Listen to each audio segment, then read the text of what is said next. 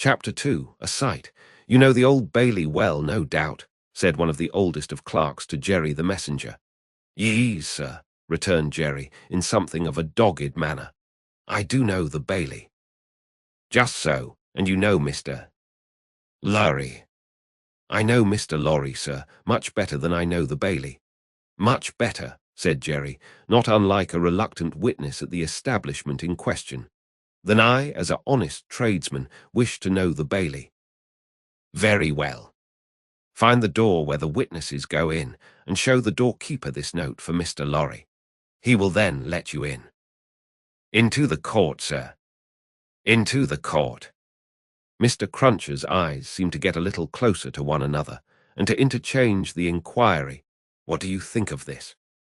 "Am I to wait in the court, sir?" he asked, as the result of that conference. "I am going to tell you. The doorkeeper will pass the note to Mr. Lorry, and do you make any gesture that will attract Mr. Lorry's attention and show him where you stand. Then what you have to do is to remain there until he wants you." "Is that all, sir?" "That's all. He wishes to have a messenger at hand. This is to tell him you are there." As the ancient clerk deliberately folded and superscribed the note, Mr. Cruncher, after surveying him in silence until he came to the blotting paper stage, remarked, "I suppose they'll be trying forgeries this morning." "Treason." "That's quartering," said Jerry. "Barbarous." "It is the law," remarked the ancient clerk, turning his surprised spectacles upon him. "It is the law. It's hard in the law to spile a man, I think. It's hard enough to kill him, but it's werry hard to spile him, sir." "Not at all," retained the ancient clerk. "Speak well of the law. Take care of your chest and voice, my good friend, and leave the law to take care of itself. I give you that advice." "It's the damp, sir, what settles on my chest and voice," said Jerry. "I leave you to judge what a damp way of earning a living mine is." "Well, well," said the old clerk, "we all have our various ways of gaining a livelihood. Some of us have damp ways, and some of us have dry ways. Here is the letter. Go along." Jerry took the letter, and remarking to himself with less internal deference than he made an outward show of, "You are a lean old one, too," made his bow, informed his son, in passing, of his destination, and went his way. They hanged at Tyburn in those days, so the street outside Newgate had not obtained one infamous notoriety that has since attached to it.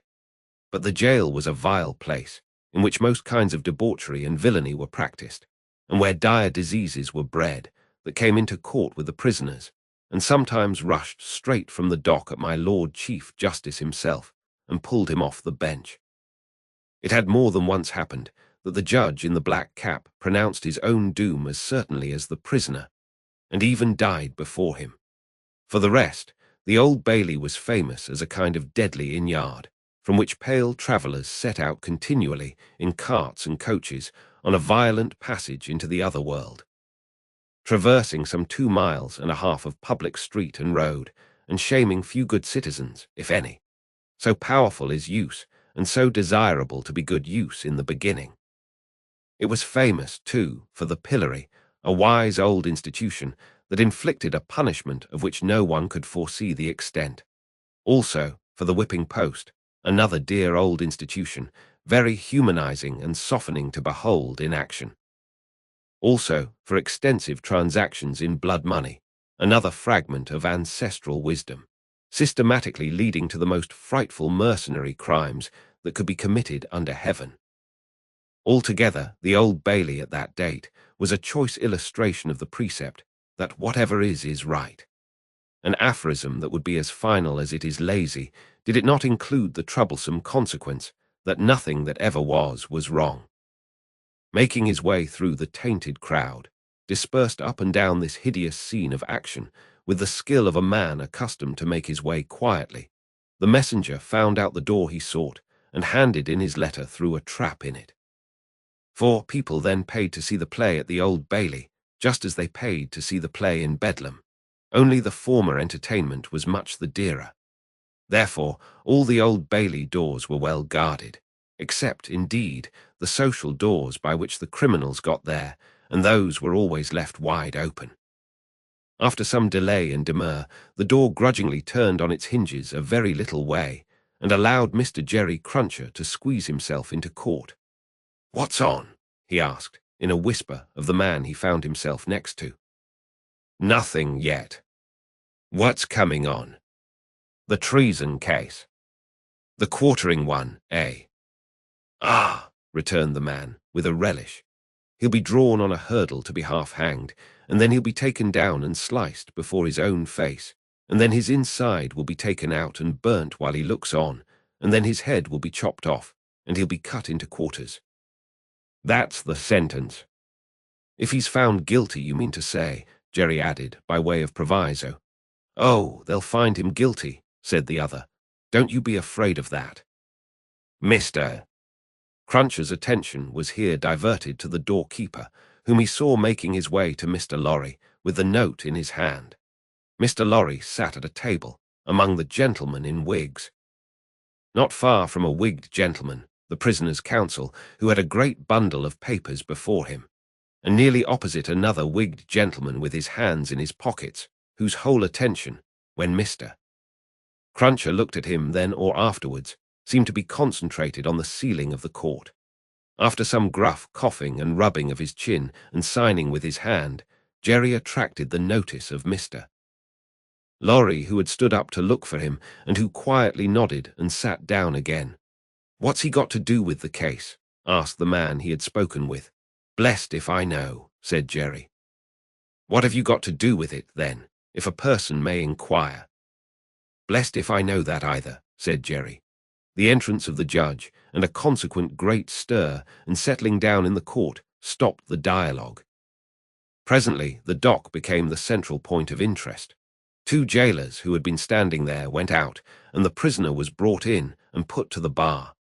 Everybody present, except the one wigged gentleman who looked at the ceiling, stared at him.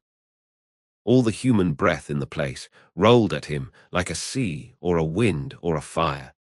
Eager faces strained round pillars and corners to get a sight of him. Spectators in back rows stood up, not to miss a hair of him.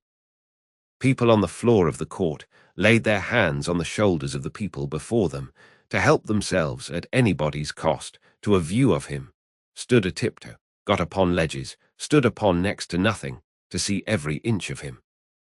Conspicuous among these latter, like an animated bit of the spiked wall of Newgate, Jerry stood, aiming at the prisoner the beery breath of a wet he had taken as he came along, and discharging it to mingle with the waves of other beer and gin and tea and coffee, and what not, that flowed at him, and already broke upon the great windows behind him in an impure mist and rain.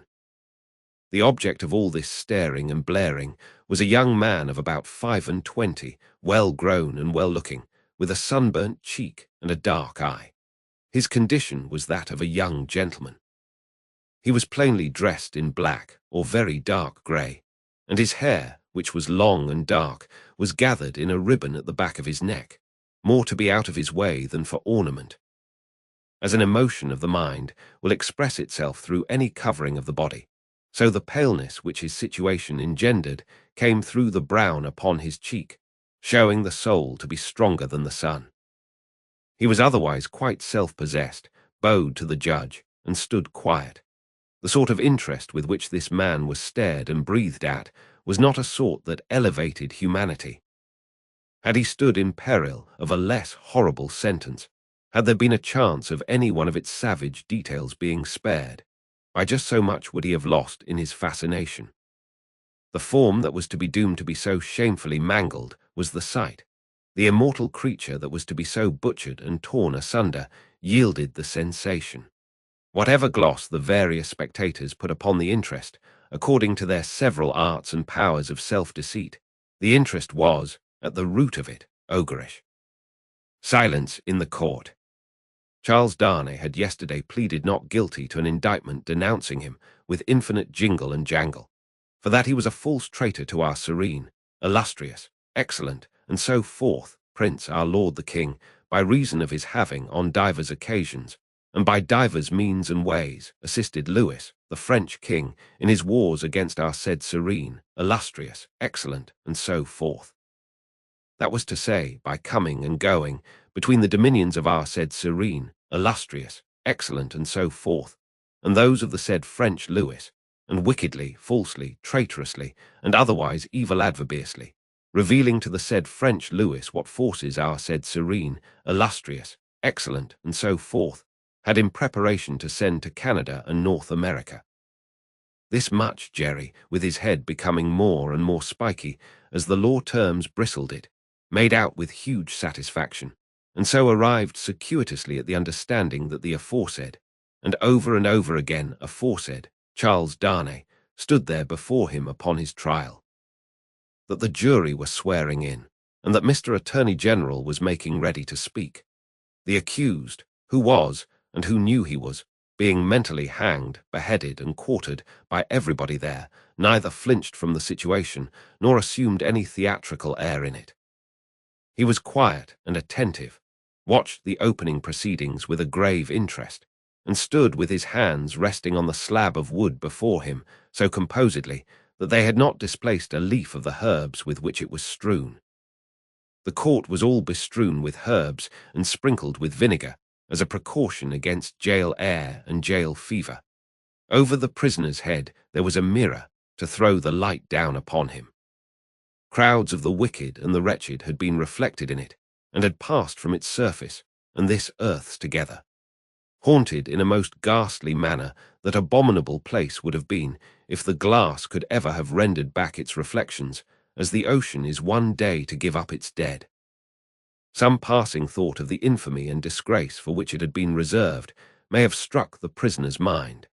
Be that as it may, a change in his position making him conscious of a bar of light across his face, he looked up. And when he saw the glass, his face flushed, and his right hand pushed the herbs away.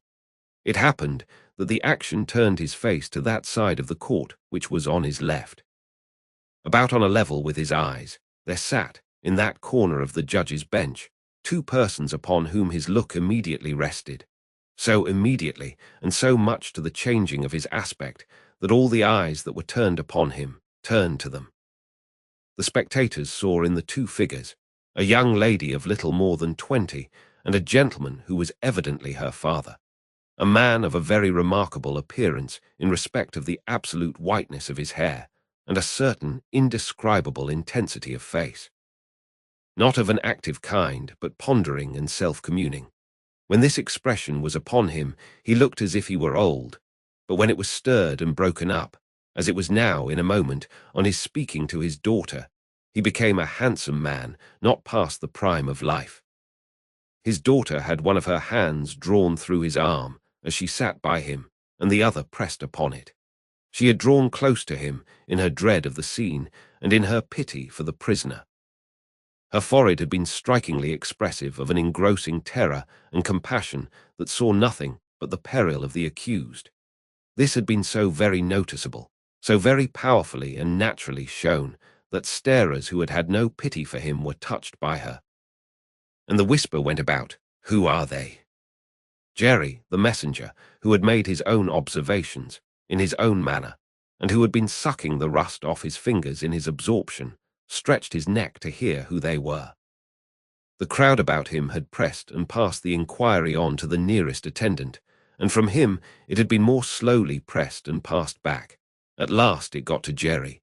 Witnesses. For which side? Against. Against what side? The prisoner.